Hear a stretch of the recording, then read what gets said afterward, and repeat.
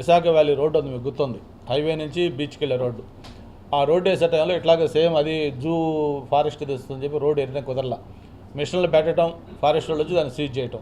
ఇట్లా అయిన తర్వాత ఫైనల్గా ఒకసారి గౌరవ ముఖ్యమంత్రి గారు చెప్పి, ఇది ఎవరు ఇండివిజువల్ వ్యక్తికో లేకపోతే ఇంకొకరికి సంబంధించింది కాదు, ఇటు పబ్లిక్ పర్పస్ చాలా కన్వీనెంట్ అవుతుంది రోడ్ ఓపెన్ చేస్తామని చెప్పి ఆయనతో చెప్పిన తర్వాత ఆయన కూడా వాళ్ళకి గట్టిగా వార్నింగ్ ఇచ్చిన తర్వాత అప్పుడు వాళ్ళు సైలెంట్ కూడా ఆ రోడ్ వేసారు. ఇప్పుడు ఆ రోడ్డు ఎంత యూస్ఫుల్గా ఉందో మనం చూస్తాము. మీరు చెప్పింది చాలా మంచి పాయింట్. తప్పకుండా కాలభైరవ స్వామికి సంబంధించి దాని మీద త్వరలోనే దృష్టి పెడతాం. మన సిమెంట్ రోడ్డు, తార్ రోడ్డు అని చెప్పను, కానీ డెఫినెట్గా దానికి అప్రోచ్ మాత్రం బాగా చేసి దాన్ని అందరికీ అందుబాటులో చేస్తాం. డెఫినెట్గా అది నా దృష్టిలో ఉంది, తప్పకుండా అందుబాటులో చేస్తాం. అంటే ఇప్పుడు ఇక్కడ ఇప్పుడు మెయిన్ వాళ్ళ యాక్టివిటీ తర్లువాడ, ఏదైతే ఆనందపురం మా భీమిలి కాన్స్టిట్యూన్సీలో ఉందో అక్కడ 308 ఎకరాలు అది ల్యాండ్ పూలింగ్ అక్విజిషన్ చేసి కూడా అది ఇస్తున్నాం మెయిన్ సెంటర్. దాంతోపాటు అడివరం, రాంబెల్లి 2 చోట్ల కూడా పెట్టాలనుకుంటున్నారు. దాని మీద ఆల్రెడీ ప్రభుత్వం అక్కడ సింహాచలం సంబంధించి కూడా ఇవ్వాలనుకుంటున్నారు. ఫైనల్గా ఇచ్చేటప్పుడు దానికి సింహాచలం భూములు ఎవరికైనా ఇస్తే ఏం చేయాలనేది మాకు ఆల్రెడీ ఒక ప్రొసీజర్ ఉంది. దానికి ఆల్టర్నేటివ్ ల్యాండ్, ఆ ల్యాండ్ అంటే ఇక్కడ ఏదో 150 ఎకరాలు తీసుకుంటే ఎక్కడో పాడేరులోనో అరకులో ఇవ్వటం కాదు. దానికి ఏ వాల్యూ ఉంటుందో ఆ వాల్యూకి సరిపోయేంత ల్యాండ్ వాళ్ళకి ఇవ్వాలి. ఇప్పుడు మనం సింహాచలంకి ఎప్పుడో చేస్తాం, ఒకవేళ అది కానీ గూగుల్ వాళ్ళకి ఇది ఇక్కడ సరిపోతుంది బాగుంటుంది అనుకుంటే దానికి విలువతో సమానమైంది, ఎక్స్టెన్షనే కాదు, వాళ్ళకి అందరికీ ఆమోదయోగ్యంగా వాళ్ళకి ల్యాండ్ ఆల్టర్నేట్ ల్యాండ్ ఇస్తాం.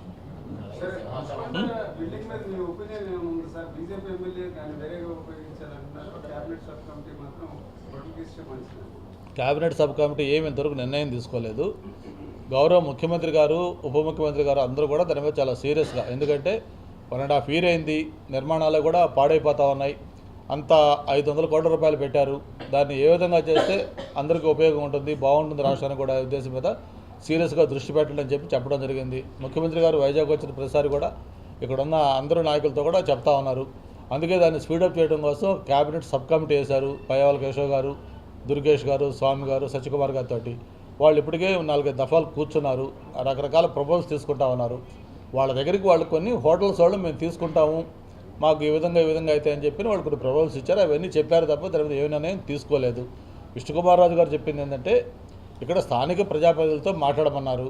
వాళ్ళు కూడా క్యాబినెట్ సబ్ కమిటీ కూడా త్వరలోనే వైజాగ్ రాబోతా ఉన్నారు, ఇక్కడ అందరితో కూడా మాట్లాడతారు. ఆల్రెడీ దాని మీద బిల్డింగ్ సంబంధించి కూడా ఇంకేమైనా నిర్మాణం ఎక్స్ట్రా చేసుకోవచ్చా, పైన ఎక్స్ట్రా రూల్ వేయచ్చా, లేకపోతే ఇంకేమైనా పక్కన ల్యాండ్ కింద ఉందా, ఇవన్నీ కూడా వైబుల్ కావాలంటే తీసుకోవడానికి ఎలా చేయాలి, అసలు ఏం చేయాలి, అక్కడ హోటల్సా, టూరిజంకి సంబంధించా, లేదు ఇంకోట ఏంటనేది ఇంతవరకు ఏమీ నిర్ణయం ఏది తీసుకోవాలి. విష్ణుకుమార్ రాజు గారు ఏంటంటే మాతో కూడా మాట్లాడినారు, తప్పకుండా అందరితో కూడా మాట్లాడి నిర్ణయం తీసుకుంటారు. అది చేసింది అది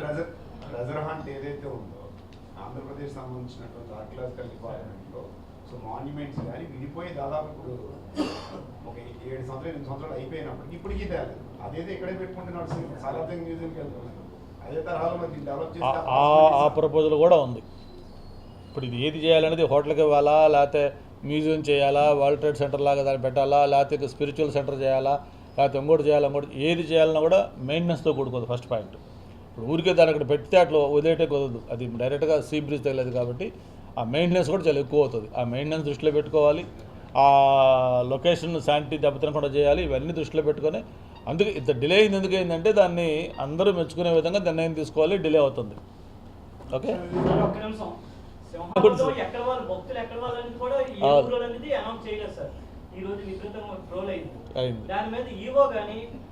సంబంధిత అధికారులు కానీ స్పందించలేదు.